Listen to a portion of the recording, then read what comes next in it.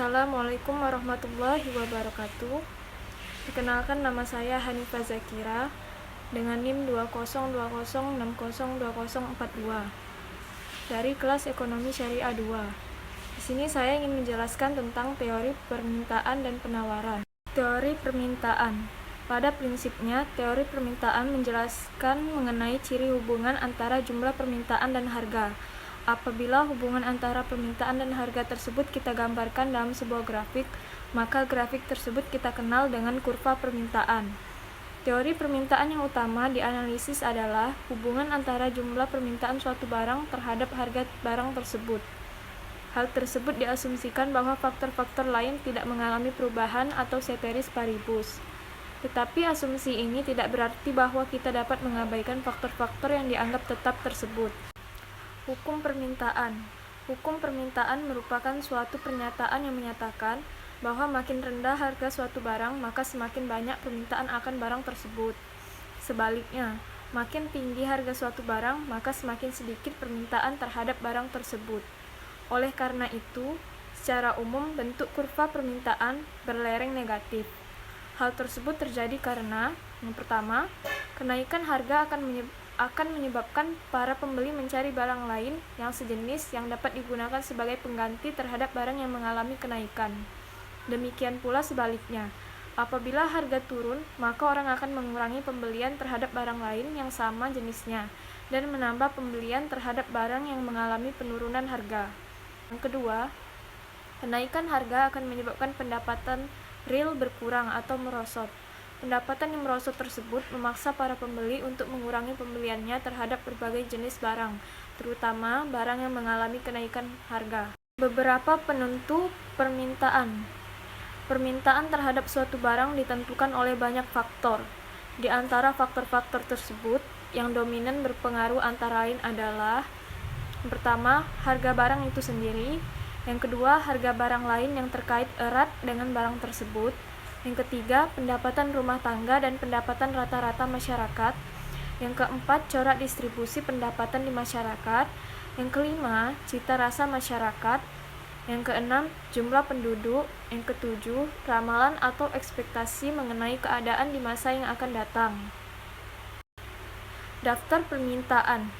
Daftar permintaan dapat diartikan sebagai suatu gambaran mengenai besarnya permintaan pada berbagai tingkat harga. Keadaan harga atau rupiah jumlah yang diminta atau buah.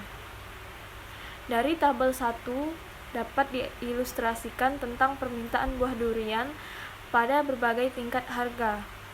Hal tersebut jelas bahwa makin tinggi harga buah durian, maka semakin sedikit jumlah buah durian yang diminta dan sebaliknya. Di dalam contoh ini, faktor-faktor yang berpengaruh lainnya dianggap tetap atau ceteris paribus. Kurva permintaan. Kurva permintaan merupakan suatu kurva yang menggambarkan sifat hubungan antara harga suatu barang dengan jumlah barang tersebut yang diminta. Dengan demikian, berdasarkan data pada tabel 1 di atas, maka kita dapat menggambarkan kurva permintaan. Pada sumbu tegak digambarkan berbagai tingkat harga, sedangkan pada sumbu mendatar digambarkan sebagai jumlah buah durian yang diminta. Kurva permintaan pada umumnya mempunyai sifat menurun dari kiri atas menuju kanan bawah, karena sifat hubungan antara harga dengan jumlah barang yang diminta mempunyai sifat hubungan terbalik sesuai dengan hukum permintaan. Teori penawaran. Teori penawaran menjelaskan mengenai sifat hubungan antara harga dan penawaran serta faktor-faktor yang mempengaruhi penawaran tersebut.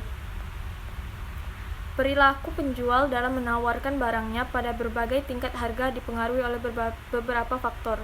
Secara umum, faktor-faktor tersebut antara lain ialah: yang pertama, harga barang itu sendiri; yang kedua, harga barang lain atau yang sejenis; yang ketiga, biaya produksi; yang keempat, teknologi. Hukum penawaran merupakan suatu pernyataan yang menjelaskan mengenai sifat hubungan antara harga suatu barang dengan jumlah barang yang ditawarkan.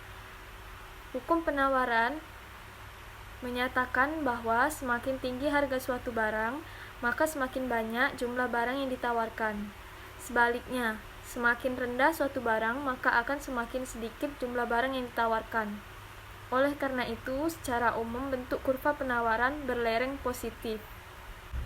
Prinsipnya adalah bagaimana keinginan para penjual untuk menawarkan barangnya ketika harganya tinggi dan bagaimana pula keinginan penjual untuk menawarkan barangnya ketika harganya rendah.